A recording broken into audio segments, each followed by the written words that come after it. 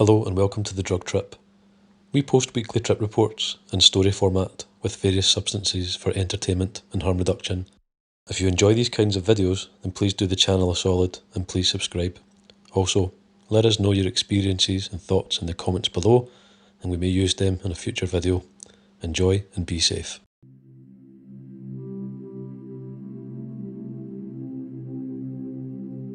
It started off at around 10 PM with a weighed out 35mg dose in the vape. I was sitting in my living room and the trip went well enough. I had my eyes closed and I got those colourful fractals, but the main thing I felt during that trip was another entity in the room with me. It was trying to tell me something, maybe a warning, but I could not understand it. I came back and decided I needed to know what that message was. I waited around half an hour and threw in roughly 45 to 50 milligrams more into the vape. This time I laid in bed with just a dim Himalayan lamp in the corner. I took off again and I went back to that same place as before. The fractals and the feeling of being in another energy entity in the room. I could feel and understand the same entities as before trying to give me a message. They were telling me to stop doing something. I still don't know what that warning was. I remember the sensation of being in handcuffs. It was as if the spirits were giving me a stern warning. After I came down from that, I still felt like I was missing something. I still wanted to know what they were trying to tell me. In retrospect, I wish I had the insight to realise that this wasn't the time and I should sit on what I had experienced. I then made the foolish decision to try more, one more time, and see what I could get out of it. So I waited another 45 minutes and packed the vape again. This time I decided I wanted to try a much larger dose than I have ever had before. I thought that it would be enough to give me the right message. So I packed the vape's chamber with 120 to 140 milligrams of fluffy white DMT crystals. I laid down in bed again and took off. It was hard to get it all down, but I managed to hail everything in one hit. Within 15 seconds, all of a sudden, everything went dark, and there was this brown matter pushing all around me. I felt a cold wind and a lot of negative energy. I was seeing this brown stuff shooting around the room with pieces of black in it. The best way I can describe it is like a mixture of thick, dark brown mud being shovelled around the room. The black places looked like pieces of black plastic. It was all moving so fast, and I had no idea what was going on. This is when everything went to black.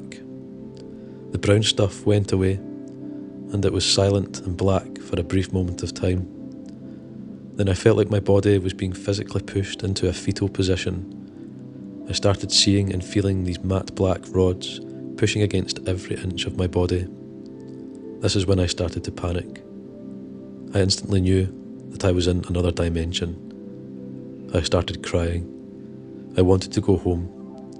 I wanted to scream out for help, but the only sound I could make was this deep, guttural groaning sound.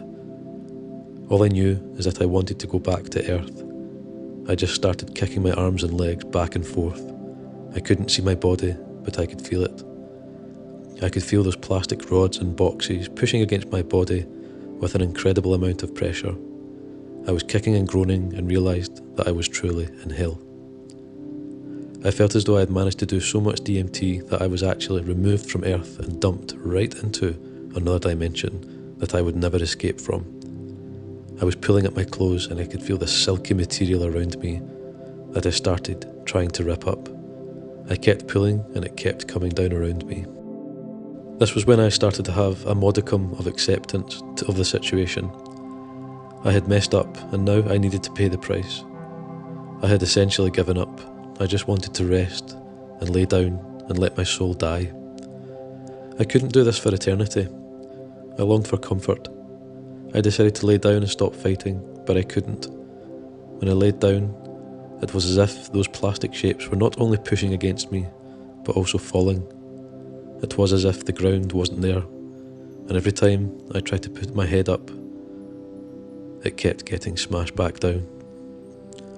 All I could do was keep kicking back and forth, trying to get out of this fetal position, and I was dry heaving as well, but that was all I could manage. All I wanted was to get comfortable, and I just kept falling through this dark space. I started to really panic and was overcome with sadness. I had accepted that this was my new reality, but I wanted to know what had happened to the real world.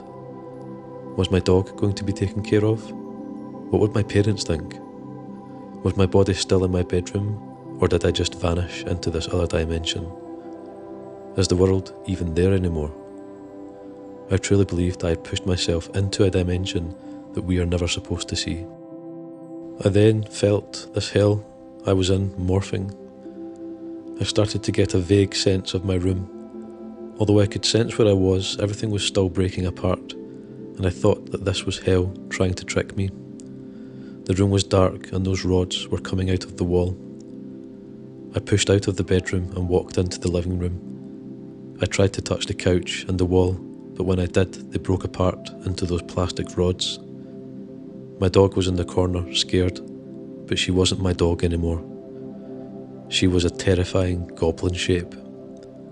I decided I had to see what was outside and see how far I could venture into my new permanent reality. Even though it felt it was all an illusion, I was so hot in my house and wanted to see what else this hell would throw my way.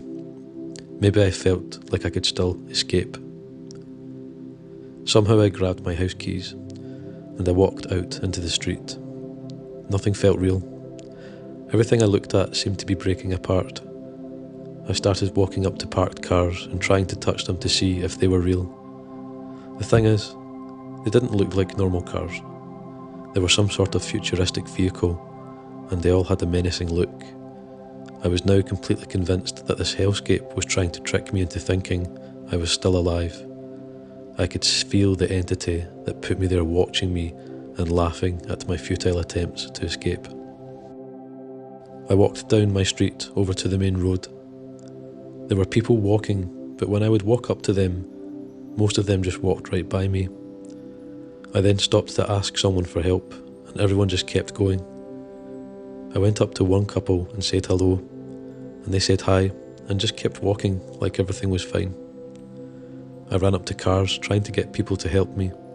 The cars were racing by me, and they all looked much scarier with the lights on. I knew that I was dead, and this whole thing was an illusion, but I felt the dire need for someone to help me. I was screaming help over and over again.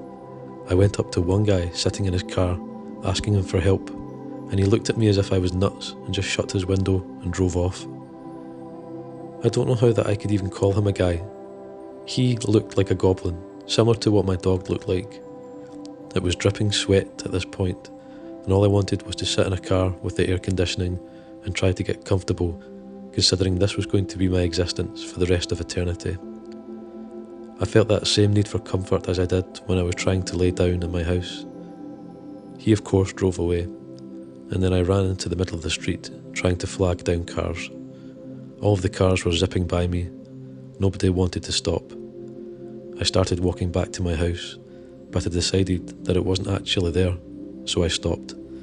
I tried to lay down, and everything turned into those plastic rods, and I could not get comfortable.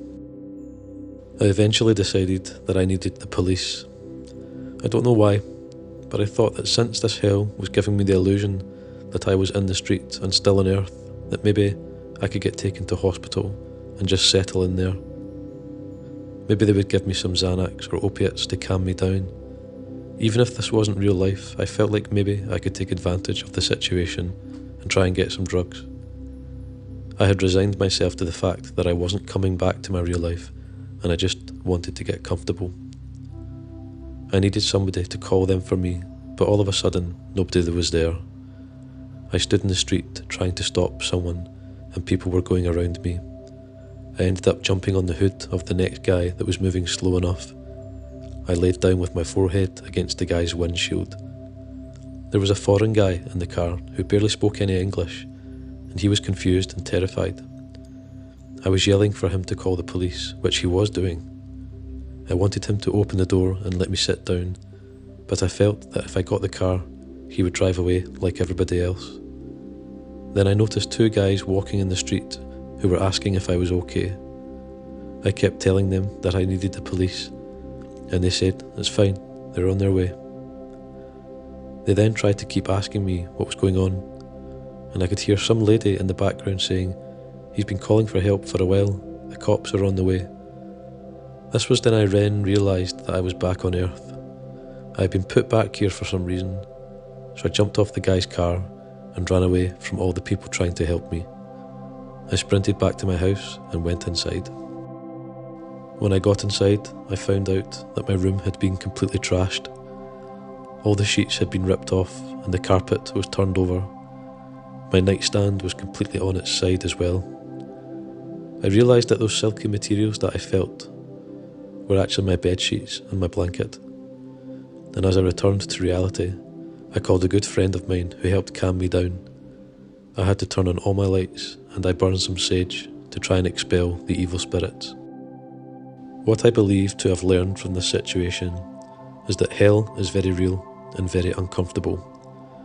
It's a never-ending cycle of wanting to escape but never ever being able to. There is no comfort, no laying down, no sleeping, no eating. It is you trying to relax, but you can't. Every time it feels like you can finally just rest and accept the situation, you find yourself feeling worse and worse. I am terrified of going back to this place. This was my message to stop being selfish, to stop trying to control things, stop focusing on money. I need to start focusing on helping others and getting closer with God. I do not want to end up in hell, and this experience was just a sample of what I think hell might be like. I always thought of death as being either heaven or just nothingness.